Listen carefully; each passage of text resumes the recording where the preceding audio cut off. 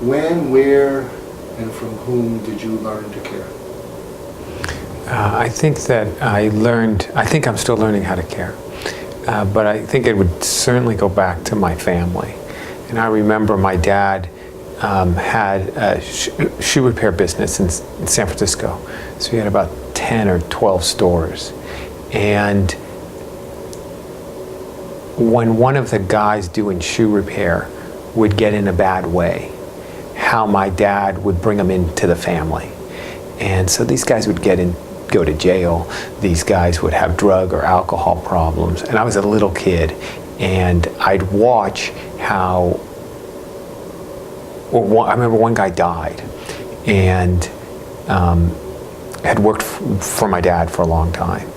And I remember the wife bringing over sweet potato pie to our house, like thanking my dad for being a good boss. And it was a big deal because the pie was really good. I was a little kid. But it was this sense, and my mom lives it every day, that it was more than caring. It was really, well, I would say it was caring for everybody. So we went from middle class to upper class, but there was never anyone beneath my mom. So every person mattered. And maybe she was scared to meet people and had her own prejudices, but once she got past that, I saw every day with my parents this ability to kind of embrace other people. In addition to how much love there was just in the family. I think I was really fortunate and I am fortunate to be in a family that's pretty functional, which seems to be a rarity. So this connection to people was something that I saw as a little boy. And it was all people. It was pretty amazing, actually. Was there a time when you didn't understand it? Because, kids can be a little self-centered, but then you came to appreciate it more. Were there times when you thought, well, why are these strangers intruding on our time? And then something shifted in which you saw that it was a blessing to the world and to who you would become.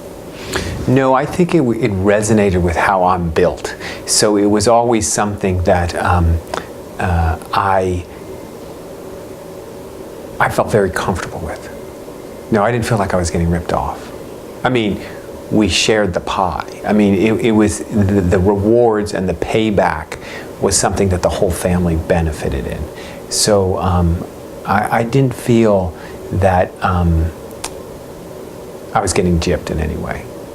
Something you talk about, and I've heard you talk about it, and maybe you'll talk about it here, is how you learned to care to create the UCLA of today. And I remember you sharing about how UCLA was a place you go to die, but it wasn't a place you go for care, but you don't go for caring. So can you talk about something that triggered you, something that touched you and started you not just down this path of what you do, but how you do it? Yeah, so about 6 years ago when I was fortunate enough to get this responsibility, I realized in the first few days that I was completely out of my league.